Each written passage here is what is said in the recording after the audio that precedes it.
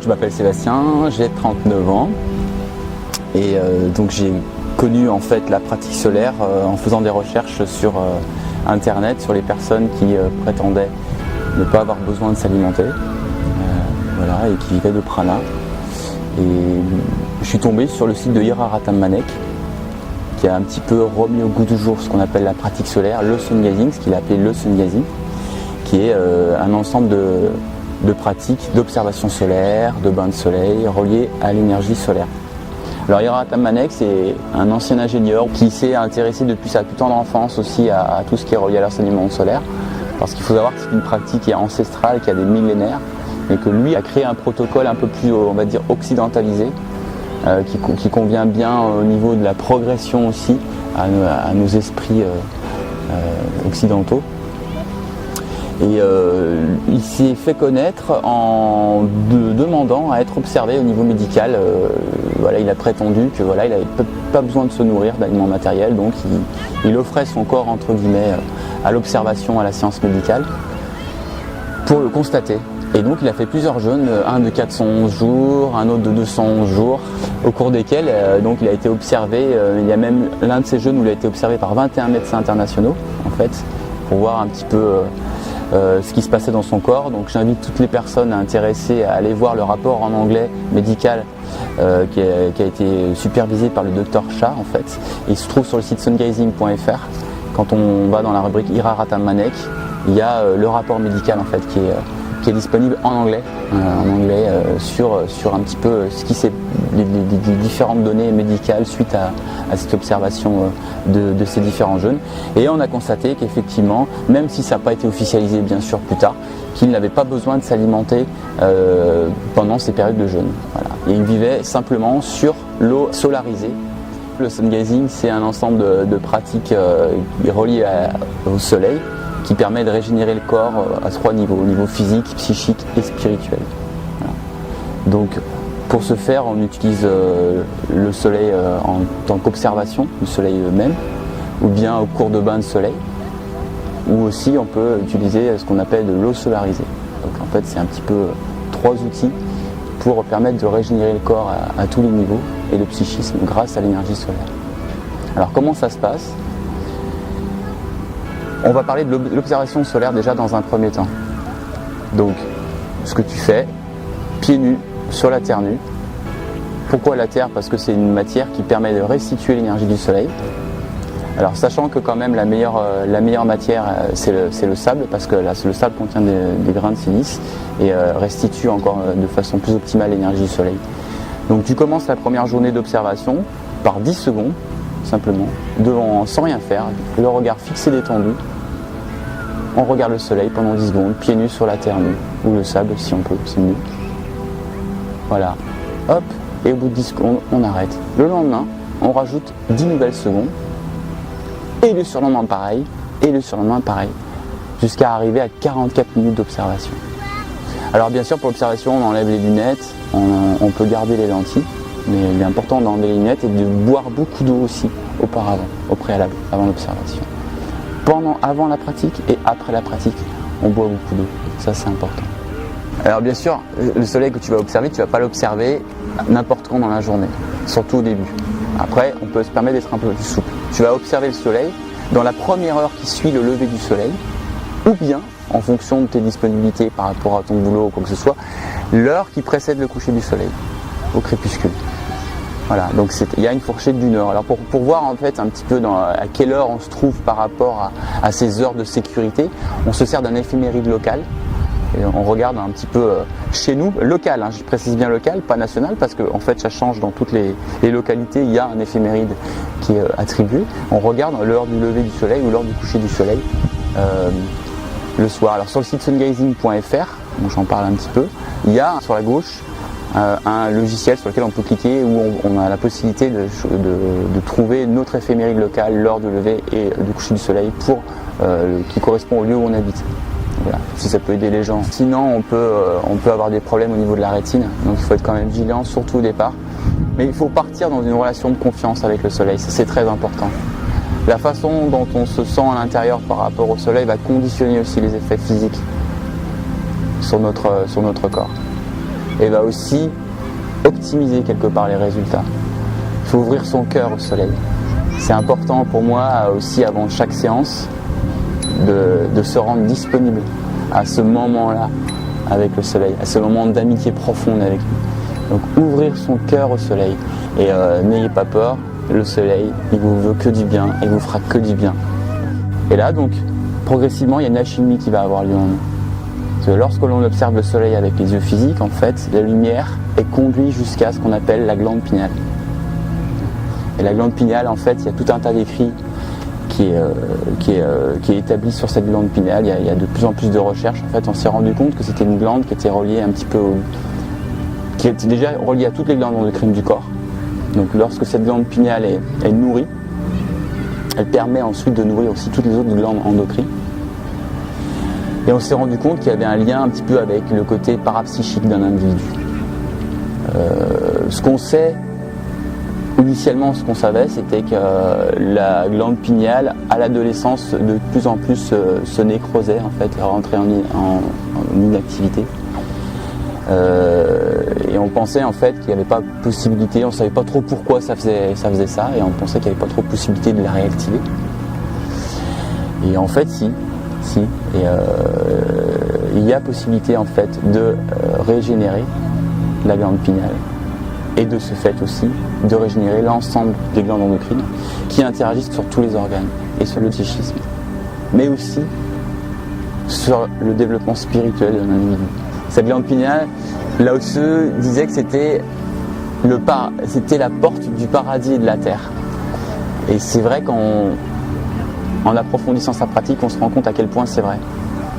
Parce qu'en approfondissant sa pratique, non seulement on ouvre, on va dire, entre guillemets, le Vélux sur le monde spirituel, mais on s'ancre aussi de plus en plus sur la terre.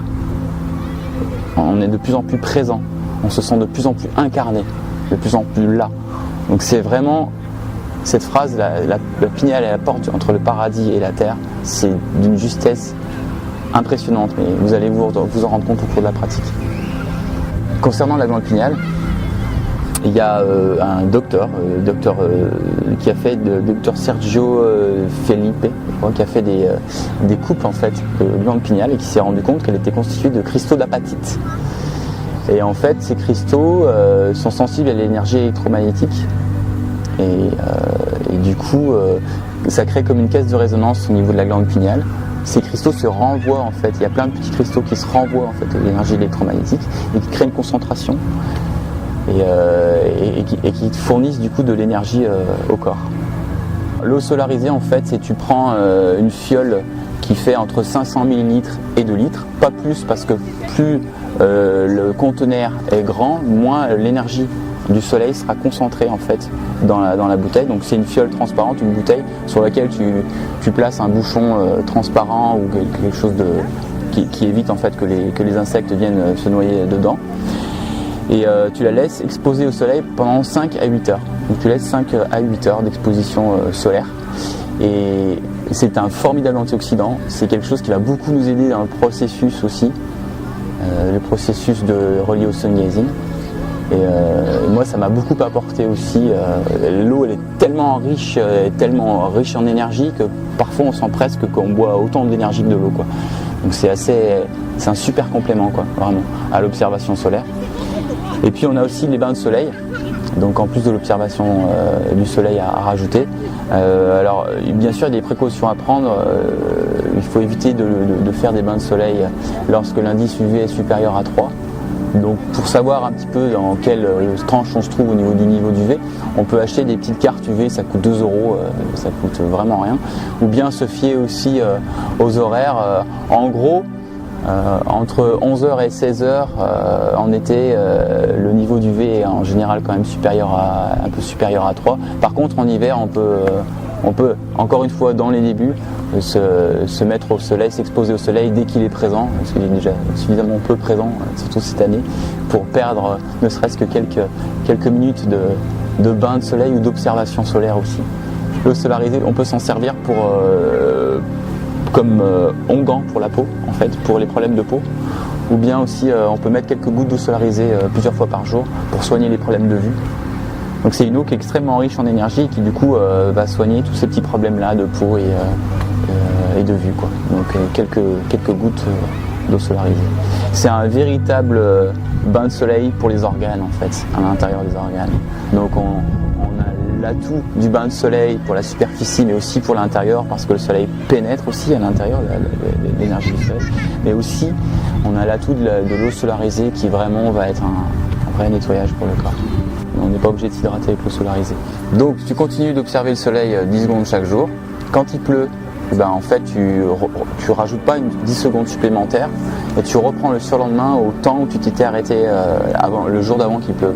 C'est-à-dire par exemple le mardi tu en es à 3 minutes 30 d'observation solaire, le mercredi il pleut, donc tu peux pas observer le soleil, tu n'es pas présent, donc tu ne montes pas à 3 minutes 40, par contre le jeudi tu peux reprendre à 3 minutes 30 l'observation solaire et tu augmentes de 10 secondes en 10 secondes. Si par exemple tu es en changement de saison en hiver et le soleil tu ne peux pas le voir pendant longtemps, de longues périodes, à ce moment-là tu reprends, dès que le soleil revient, tu reprends ta période d'observation en montant de minute par minute jusqu'au temps où tu t'étais arrêté avant l'hiver. C'est-à-dire que du coup, si tu en étais à 5 minutes, la première journée où tu reprends l'observation solaire, tu fais 1 minute, le lendemain tu fais une autre minute, le surlendemain tu rajoutes 1 minute. En fait, il faut bien savoir que rien n'est perdu. Tout ce que vous faites au niveau de la glande pinéale est un plus pour elle. Et la glande pinéale est importante de progresser lentement en fait. Parce que c'est comme un enfant. La pinéale, elle a besoin de temps pour grandir, pour croître, pour progresser. Il ne faut pas brûler les étapes. Mais tout ce que vous faites, c'est de l'acquis. Donc c'est pour ça qu'on peut se permettre, pendant une longue période où on n'a pas observé le soleil, de reprendre minute par minute jusqu'au temps où on s'était arrêté. Voilà. Initialement avant l'hiver par exemple. Une fois que tu as atteint les 44 minutes solaires, il y a une deuxième phase un petit peu du protocole de sun gazing qui consiste en fait à marcher pieds nus sur la terre nue. HRM nous propose ça, de marcher pieds nus sur la terre nue pendant 45 minutes. Alors,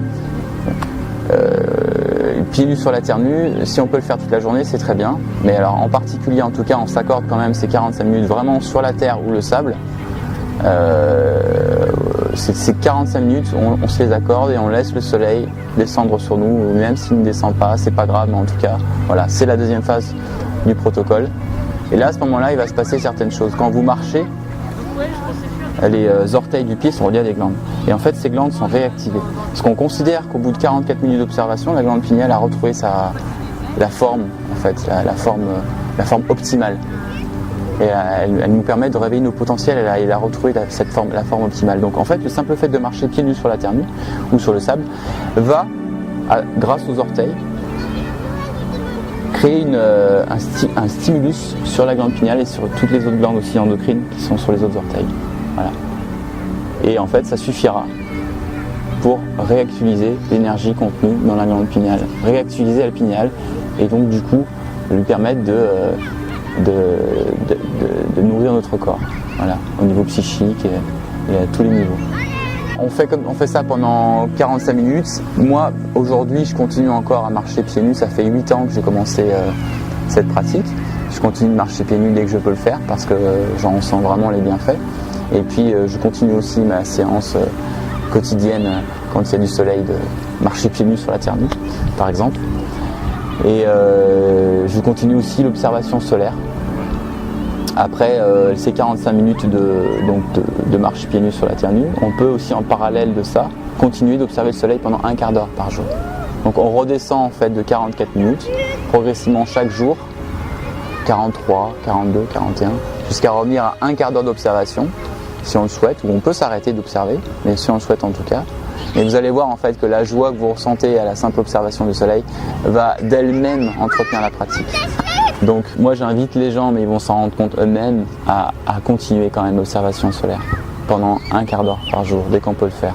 et la marche pieds nus aussi sur la terre nue toute la journée si on peut le faire. Alors qu'est-ce qui se passe dans ces 44 minutes si on essaye de couper un petit peu en plusieurs mois d'affilée au niveau des effets sur le corps? Alors on va dire que lorsqu'on arrive à un quart d'heure d'observation solaire, pendant ce premier quart d'heure, on va avoir des effets sur toute la partie psyché, tout le psychisme en fait, sur le mental de l'individu. Les personnes par exemple qui ont tendance à la dépression ou au manque de morale, qui sont un petit peu apathiques, elles vont assez rapidement en fait se rendre compte qu'il y a une joie qui vient au moment de la pratique ou après la pratique, mais sans raison apparente, sans objet extérieur particulier. Une joie qui est là en fait. On sait que c'est juste. On sait que c'est juste et on sait qu'on est sur le bon chemin quand on pratique l'observation solaire et on ressent cette joie qui est présente. Et c'est vraiment ça qui m'a donné envie de témoigner sur la pratique solaire. C'est pour que les gens puissent ressentir sur eux-mêmes cette joie-là. Et quelqu'un qui est heureux, en fait, il est heureux aussi, il fait du bien aussi autour de lui. Parce que cette joie, elle se véhicule aussi aux autres. Donc voilà, dans les premiers quarts d'heure, on est un petit peu sur l'affaire psychique, des effets sur des problèmes de schizophrénie, des problèmes mentaux, tout type de problème mental.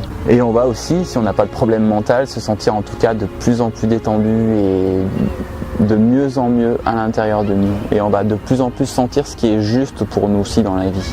Voilà. Il y a cette écoute du corps qui se développe, encore dans ce premier quart d'heure. Et il y a aussi cette écoute de ce qui est juste pour nous, de plus en plus développer cette intuition. Des fois on se pose la question, on ne sait pas si tel ou tel choix sera bon pour nous, mais là en fait, les choix deviennent de plus en plus des évidences. Voilà. Ça c'est quelque chose d'important aussi à signaler. Ça vient assez rapidement, mais ça se renforce avec la pratique. Ça c'est dans le premier quart d'heure. Ensuite, entre 15 et 30 minutes, on va avoir des effets plutôt sur la sphère de la santé, au niveau de la santé physique, du corps physique. Et là, j'ai pas mal de témoignages des personnes qui m'appellent. Alors on a des effets par exemple sur la vue, contrairement à ce qu'on peut penser, le soleil sous certaines conditions n'est pas mauvais pour la vue, au contraire, bien au contraire.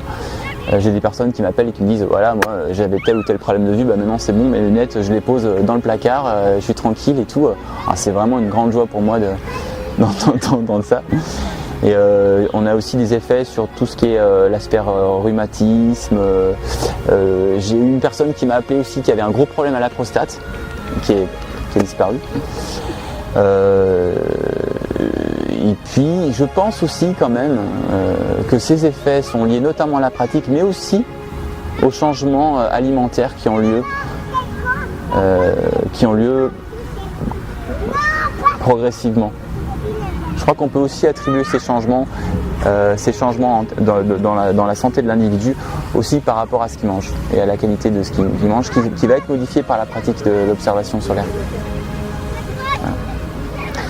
Donc franchement le panel d'action sur la santé il est énorme en fait, donc je peux pas la majorité des problèmes vont connaître une amélioration, hormis peut-être les problèmes mécaniques.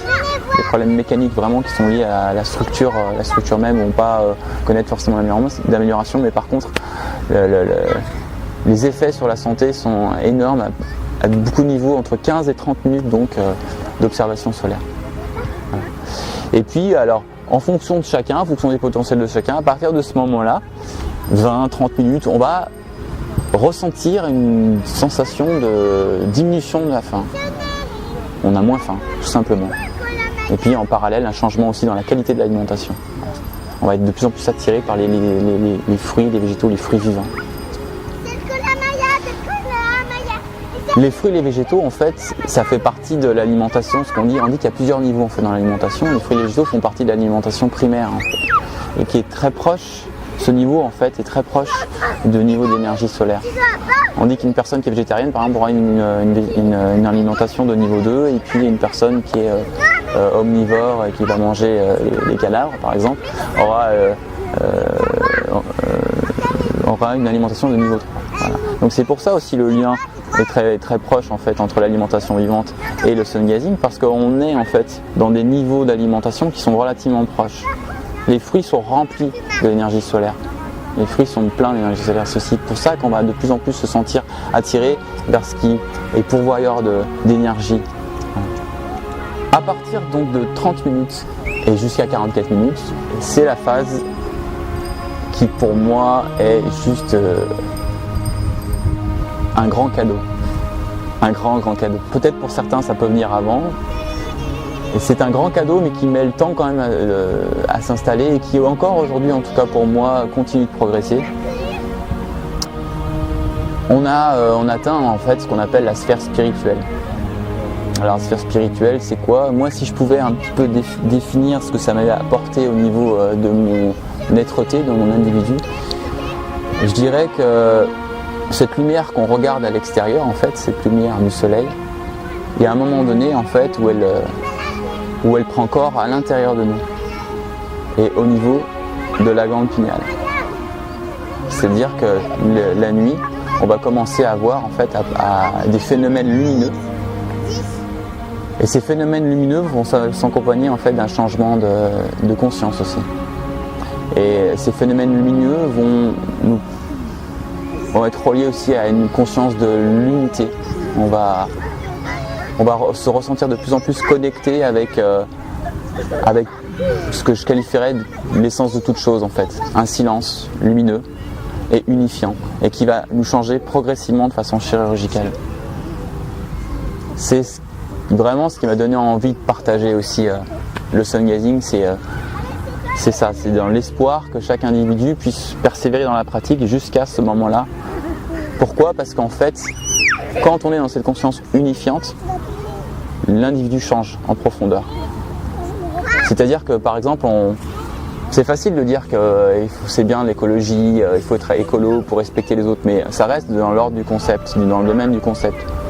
Là en fait, c'est au-delà du concept que ça se passe. C'est-à-dire que quand vous êtes dans cette conscience unifiée, vous savez que les autres êtres sensibles autour de vous sont issus de la même essence. Vous ressentez ça au fond de vous. Donc en fait, naturellement, vous allez être amené à avoir un comportement écologiste, vous allez être amené à changer dans votre façon d'être et dans votre façon de vivre. Et ça pour moi c'est un enjeu fondamental aujourd'hui. C'est un enjeu fondamental. Changer les choses, changer les gens en profondeur, dans leur être, et pas de façon conceptuelle, parce que les choses ne changent pas vraiment de façon conceptuelle. Réussir à faire saisir à chacun, à faire toucher à chacun cette conscience de l'unité. Cet état lumineux sans pensée, qui nous rapproche en fait de quelque chose de global et vers cette réciprocité à l'autre. Ça c'est pour moi le grand cadeau du sun gazing et de la pratique solaire en général. Il est là. C'est retrouver cette sensation, cette essence de l'unité en chacun de nous. Dans la conscience de l'unité, dans cette conscience-là en fait, et dans cette lumière, dans cette nouvelle lumière dans laquelle vous vous trouvez, vous allez aussi remarquer que le corps physique a tendance aussi à s'unifier avec son environnement. Et ça, c'était aussi une grande surprise pour moi. Limite même un petit peu, quand le mental reprend ça, un petit peu effrayant. C'est-à-dire que cette unification, elle a lieu aussi au niveau du physique avec l'environnement. C'est-à-dire que votre corps, il va se syntoniser en quelque sorte avec la perception de l'environnement. Donc vous allez vous sentir dans cette conscience lumineuse sans forcément avoir une perception du corps continue, on va dire. C'est comme si la sensation corporelle était présent, très présent, mais diffus avec celle de l'environnement. Donc je pense que cette activité lumineuse aussi qui s'installe progressivement la nuit, d'ailleurs j'invite toutes les personnes qui le vivent à bien prendre soin de vivre de dormir dans la complète obscurité, parce qu'en fait je me suis rendu compte, et d'ailleurs c'est aussi appuyé par certaines recherches sur ce qu'on appelle les retraits dans l'obscurité. En tout cas j'ai constaté ça, que la moindre source de lumière pouvait limiter cette lumière intérieure à se manifester, et donc la conscience qui lui est reliée, la conscience sans pensée unifiante qui lui est reliée. Je ne sais pas quel terme utiliser, mais voilà, c'est ce qui me parle le plus. Je pense que cette lumière aussi, elle est liée à la croissance de la glande pinéale, parce qu'au bout d'un certain temps, on a observé, par exemple, il y a des clichés qui ont été pris sur le cerveau de Iraratam Manek, où on a constaté que sa glande pinéale, elle était passée, c'est le docteur Brennart, qui a fait ses travaux de recherche, toujours disponible en fait dans le rapport médical sur le site sungazing.fr, qui a constaté que donc la glande pinéale de Iraratam Manek a été passée de 6 x 6 mm, en fait sa taille, à 8 x 11 mm. Kyphosis c'était la taille d'une glande pinéale d'une personne de son âge. Donc il a une glande pinéale qui était beaucoup plus grosse qu'une personne de son âge. Donc on se rend vraiment compte que du coup elle est réactivée. Alors, il a aussi pris des clichés sur l'état de ses neurones et il a des neurones d'un adolescent alors qu'il a plus de 80 ans. Il a le nombre de neurones. Alors on pensait pendant bien longtemps que les neurones ne pouvaient pas se régénérer. Eh bien si, les neurones peuvent se régénérer. Aussi au niveau médical, on s'en est rendu compte aussi depuis quelques temps, mais ça a mis du temps à émerger. Les neurones peuvent se régénérer. La pratique du sun gazing, c'est une formidable pratique pour ça et ça va très vite. Et il faut savoir que les neurones aussi sont reliés aux organes. Et du coup, lorsque vous avez des neurones en bonne santé, vos organes aussi sont régénérés. Donc la lumière va nourrir la glande pinéale qui va aussi nourrir les autres glandes endocrines, hypothalamus, thalamus, pituitaire. Et ces glandes endocrines, c'est aussi des centres de santé très importants pour le corps et va progressivement régénérer l'être dans sa globalité. Ce que j'ai constaté aussi, toujours d'un point de vue entre guillemets spirituel, c'est que la glande pinéale elle est reliée avec ce qu'on appelle le centre coronaire. Il faut savoir que dans le corps, en général les gens le savent, que dans le corps il y a comme des roues d'énergie, en fait, des endroits qui correspondent en plus aux glandes endocrines, en positionnement des glandes endocrines, donc il y a quand même un lien quelque part avec la biologie. Il y a des roues en fait, d'énergie, des centres d'énergie dans le corps, dont chacun de ces centres a une couleur en particulier. Voilà. Et le fait de travailler avec la glande pinéale, on travaille avec la lumière blanche, quelque part, la lumière du soleil c'est la lumière blanche, et la glande pinéale va recharger les glandes endocrines. Progressivement, vous allez être de plus en plus sollicité aussi à ce niveau-là. Vous allez avoir des sensations de fourmillement, et vous allez vous rendre compte que lorsqu'il y a une lumière au-dessus de votre tête, cette lumière aussi, vous avez la capacité, simplement avec ce centre-là, progressivement, de l'absorber. En fait, elle rentre en nous et il y a comme une fenêtre qui s'ouvre et qui permet, avec la pratique du sun gazing, à cette lumière de rentrer en nous. Donc du coup, c'est là on se rend compte que le fait de commencer la marche pieds nus au bout de 45 minutes, il y a une vraie logique.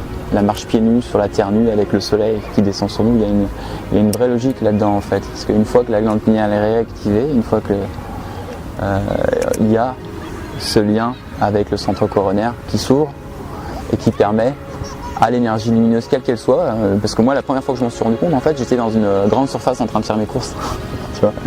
Donc c'est bizarre, je sens des guilis au-dessus de la tête, des chatouilles sur la tête. Et en fait, je me suis rendu compte que c'était lié en fait à la lumière des néons de la grande surface. Et je sentais que ces lumières rentraient à l'intérieur de moi. Voilà. Donc ça c'est aussi assez étonnant à constater. Et depuis ce centre-là est actif, on sent en fait ce centre actif. Et ce centre aussi, lorsqu'il est en activité, s'accompagne d'un changement de conscience. Et est relié aussi avec cette conscience d'unité. Voilà le trésor du sun gazing, de l'observation solaire. S'il y a un lien ou pas dans le sun gazing avec l'alimentation vivante, pour moi il est juste évident en fait. Je connaissais pas l'alimentation crue, l'alimentation vivante avant de commencer la pratique du sun gazing. C'est important à signaler. C'est-à-dire que j'ai été progressivement amené il y a quelques années. Déjà il y a quelques années, il y a 7 ans de ça, l'alimentation vivante en France n'était pas quelque chose de très, très développé. Donc j'ai été progressivement amené à de moins en moins en fait, m'alimenter et surtout aussi à changer la qualité de mon bol alimentaire. Parce que, comme je le disais tout à l'heure, le corps a comme un mégaphone, il vous dit en fait ce qui n'est pas bon pour vous. Il le vous dit même très très fort. Donc après vous avez quand même le libre arbitre d'entendre ou pas ce que le corps dit. C'est-à-dire qu'on peut continuer, et je l'ai fait pendant quelques temps, de manger des choses qui ne nous conviennent pas. Mais il y a un moment donné, en fait, vous en avez vraiment marre d'être mal, le foie est saturé, vous sentez qu'il y a quelque chose qui ne va pas, le corps vous le crie et vous le dit fort. Et là, à ce moment-là, on sent qu'il faut on s'oriente en fait de plus en plus vers les fruits et les légumes, parce qu'on se rend compte que quand on mange des fruits et des légumes, en fait c'est ce qui nous convient le mieux, ou des feuillages. C'est comme si en fait cette pratique nous ramenait vers entre guillemets l'humain naturel. Elle nous ramenait sur le droit chemin entre guillemets, sur le chemin de l'homme vrai, on va dire, l'homme naturel. Vous allez beaucoup plus facilement supporter les expositions solaires. Il y a des recherches qui ont montré, c'est le docteur Zain Kim, voilà, qui a fait des recherches sur, qui a essayé de comparer en fait le régime américain standard à un régime riche en fruits, noix et légumes. Et elle s'est rendue compte au niveau des effets en fait sur la peau que sur un régime américain standard, on avait beaucoup de coups de soleil, de problèmes comme ça, qui sont liés en fait à une résurgence des toxines dans le corps, par rapport donc au groupe qui s'alimentait avec des fruits, des légumes et des fruits secs et des noix en fait. Donc elle a constaté ça avec ses recherches, que le fait de manger vivant permettait d'avoir une exposition au soleil qui était salutaire et qui ne créait pas de problème. On bronzait en fait naturellement. Ouais. Moi il y a bien longtemps que je ne prends pas de coups de soleil en fait. Ça je sais plus ce que c'est pour ça que je peux m'exposer quand je veux au soleil, il n'y a aucun souci là-dessus. Et puis voilà, la relation de cœur à cœur. Le soleil est de plus en plus votre ami, le soleil, parce que vous sentez ce qu'il vous apporte. Le sun gazing, le but du sun gazing n'est pas de vivre sans nourriture. C'est important de le signaler parce qu'il y a beaucoup d'amalgames qui sont faits par rapport à la pratique du sun gazing et certaines personnes qui sont décédées de jeûnes prolongés et très agressifs en fait sur le corps. Donc c'est vraiment pas le but du sun gazing. Je le souligne en fait parce que on me parle souvent de ça, de cet aspect-là, l'aspect alimentaire. Et j'ai moi-même aussi au départ, quand j'ai commencé la pratique du sun gazing, été interpellé par cet aspect-là. Mais si vous voulez, ça c'est aussi un petit peu une demande de l'ego en fait, qui cherche un petit peu à avoir des pouvoirs, et on se rend compte un petit peu plus tard avec la pratique que le véritable cadeau il se trouve pas là en fait dans l'observation solaire. On va effectivement, à partir d'une demi-heure d'observation solaire, en général, d'après les gens qui m'appellent, d'après les témoignages, d'après mon propre vécu, ressentir une diminution de la faim, la sensation de faim. Mais cette sensation de faim va diminuer naturellement, sans aucune agression sur le corps. C'est-à-dire de moins en moins, vous allez avoir d'attrait pour l'alimentation. Comme en été en fait, quand on est sur la plage et qu'on est exposé toute la journée. Quand vous êtes exposé toute la journée au soleil, le soir, vous n'avez pas faim, vous avez moins faim. Et en fait, même comme les Amérindiens, par exemple, quand ils s'exposent pendant 2 ou 3 heures au soleil nu, et laissent complètement ce qu'ils appellent le grand esprit les nourrir, ils n'ont pas besoin d'alimentation après ces périodes-là de forte exposition au soleil. Donc on connaît déjà les vertus du soleil sur le corps, on connaît déjà la sensation de diminution de faim sur le corps. Donc la faim va diminuer progressivement en fonction des potentiels de chacun. Le sun gazing, c'est une technique qui va réveiller nos potentiels. On a tous des potentiels différents. Parce qu'en réactivant la glande pinéale, elle va réveiller nos potentiels. Et chacun a des potentiels plus ou moins dans tel ou tel niveau. Certains, ça va être une perception d'énergie un peu plus accrue. Certains, ça va être aussi, pourquoi pas, une forme de télépathie. Certains, ça va être la sortie du corps aussi. C'est quelque chose qui peut se développer avec la pratique. Mais en règle générale, c'est vrai qu'on connaît quand même au moins la suppression d'un repas dans la journée. Voilà. Et chose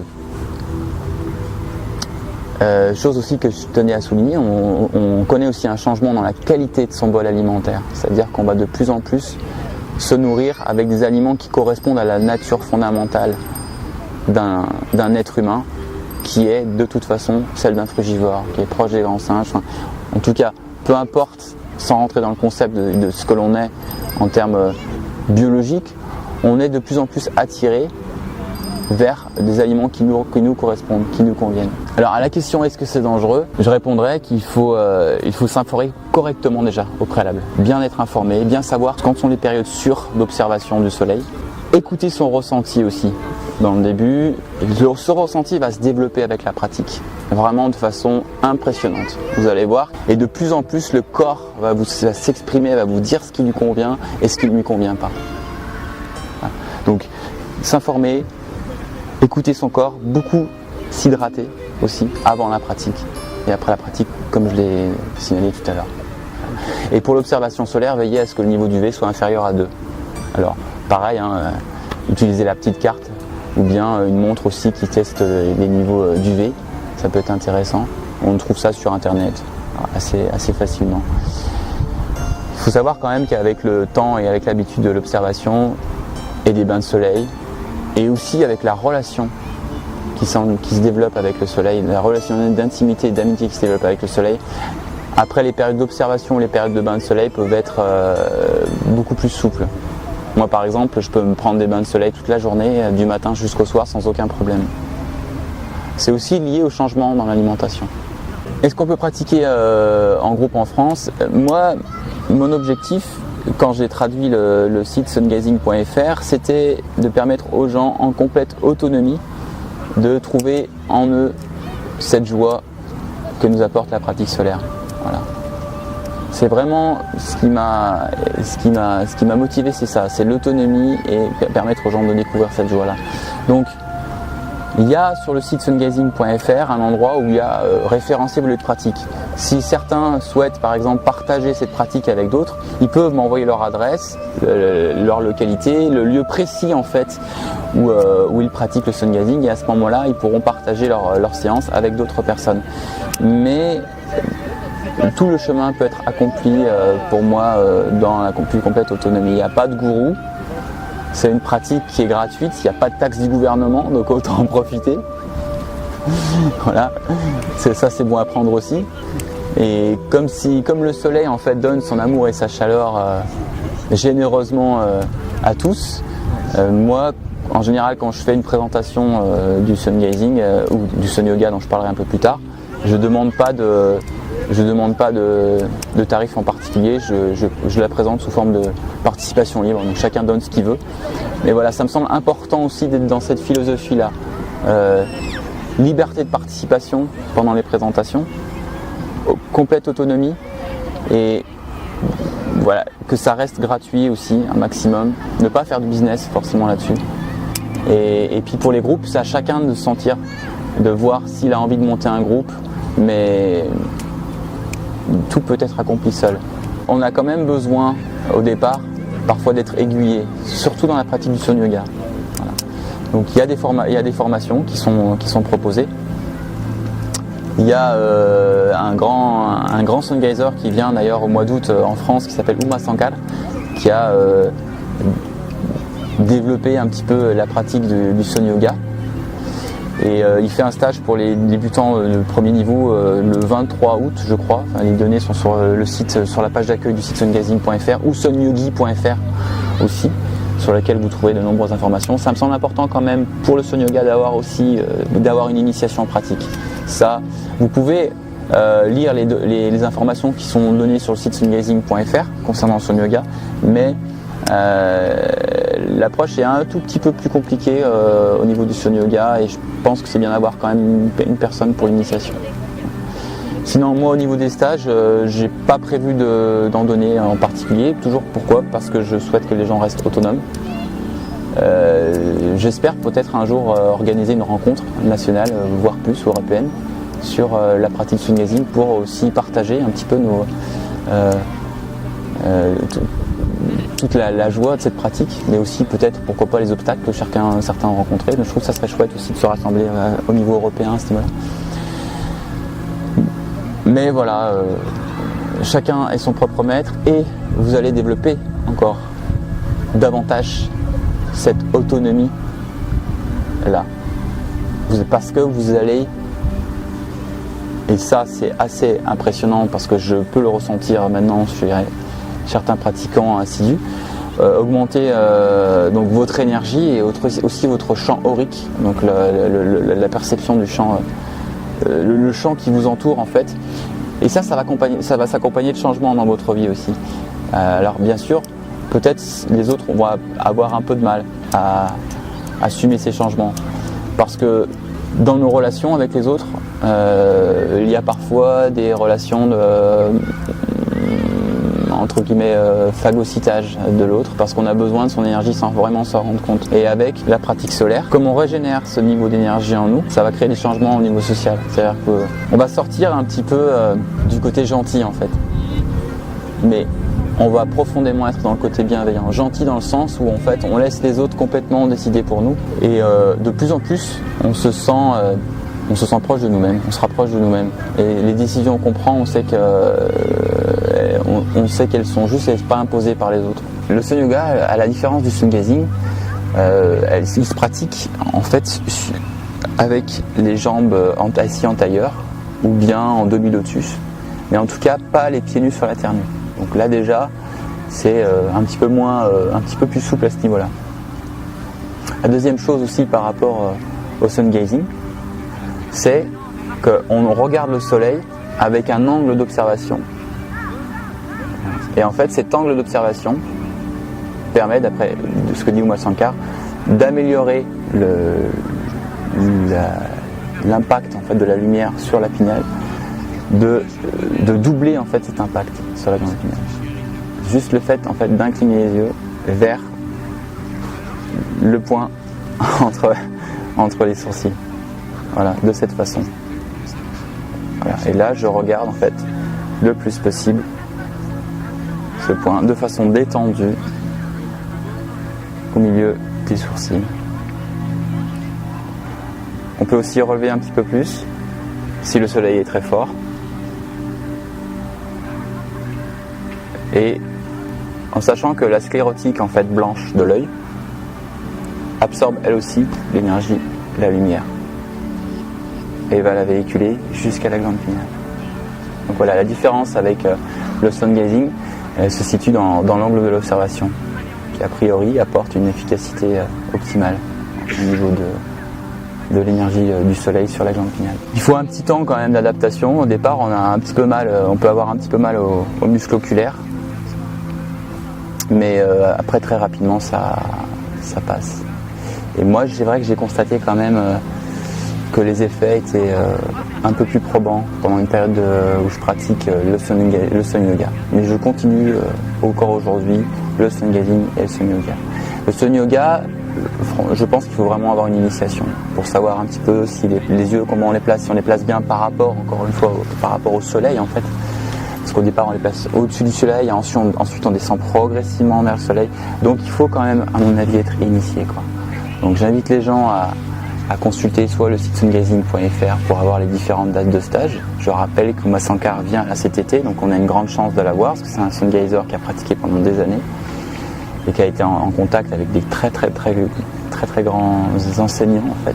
C'est vrai que les personnes qui commencent à pratiquer avec le soleil commencent par le sun gazing. C'est une approche qui est relativement simple et puis le côté pieds nus sur la terre nue, ça plaît bien. Et il n'y a pas trop à se compliquer avec l'inclinaison des yeux, même s'il y a quand même le protocole. Mais ce protocole est sécurisant aussi pour les gens. Parce qu'avec le sun yoga, il n'y a pas ce côté j'augmente de 10 secondes en 10 secondes et on peut commencer à des périodes aussi qui correspondent à des horaires un peu plus flexibles, on va dire, en fonction du ressenti de la personne. C'est-à-dire qu'on peut très bien commencer à observer le soleil dans le sun yoga 2 heures après le lever du soleil ou 2 heures avant le coucher du soleil. Ouais. Donc c'est beaucoup plus souple au niveau du temps d'observation, au niveau de la période qu'on a observée et au niveau de la durée de l'observation au sun yoga. Mais par contre, la technique en elle-même est pour moi un peu plus compliquée, même si elle est effectivement un peu plus efficace. Donc ça plaît bien aux débutants quand même le sun gazing.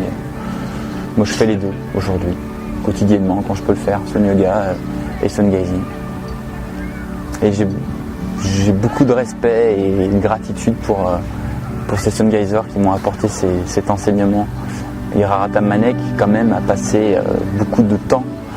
Il faisait 360 conférences par an à une période, donc c'est quand même pas rien pour parler des bénéfices du sun gazing. C'est dire à quel point en fait quand on est touché par cette grâce-là du soleil, on a envie de partager et de permettre aux autres aussi de la vivre. Et Uma Sankar aussi a beaucoup donné, il a passé des années en Himalaya pour travailler là-dessus. Donc grande gratitude et un grand merci pour ces gens-là qui donnent leur temps et pour enseigner et informer les gens sur la pratique solaire. La durée d'observation peut être beaucoup plus importante dès le départ. Alors que pour le sun gazing, on a une durée qui doit commencer par 10 secondes et puis on rajoute 10 secondes le lendemain, ensuite 10 secondes le surlendemain. Là, on peut commencer directement avec un quart d'heure, 20 minutes avec le sun yoga, d'après la méthode de Uma Sankar. Par exemple, nous en formation, il y a des gens qui n'avaient jamais pratiqué l'observation solaire qui, dès le départ, nous a mis devant le fait d'observer le soleil pendant 20 minutes. Quoi. Ça, c'était assez hallucinant. Tout le monde pleurait, avait des larmes. C'est pas grave, ça purifie et il n'y a aucun souci. Tant qu'aussi intérieurement, on est bien avec ça, on est bien avec le soleil, qu'on a confiance. On l'a fait quand même dans des heures aussi relativement proches du lever du soleil. Et on a commencé avec donc, un quart d'heure, 20 minutes. Donc voilà, c'est un petit peu la différence la plus importante, c'est sur la durée d'observation dès le départ. C'est moins progressif. Ce qui est important pour moi, c'est que je me sens aujourd'hui mieux que jamais je n'ai été. Voilà, c'est ça, c'est vraiment la chose à dire, c'est ça. Je me sens vraiment bien, à tous les points de vue, dans tous les sens du terme. En conclusion, ce que j'ai envie de dire, c'est que l'enjeu de la pratique solaire, il est très grand. C'est une pratique qui peut mener très rapidement en fait, à des résultats assez importants pour chaque individu, mais plus globalement en fait, pour l'humanité en général. Parce qu'elle nous fait prendre conscience, comme j'en parlais tout à l'heure, de l'essence commune que nous avons tous, nous, être sensibles en fait. Et elle nous fait prendre conscience en profondeur à quel point nous sommes reliés à notre environnement. Et Dieu sait qu'aujourd'hui, c'est important que chacun d'entre nous, on prenne conscience en profondeur de ça.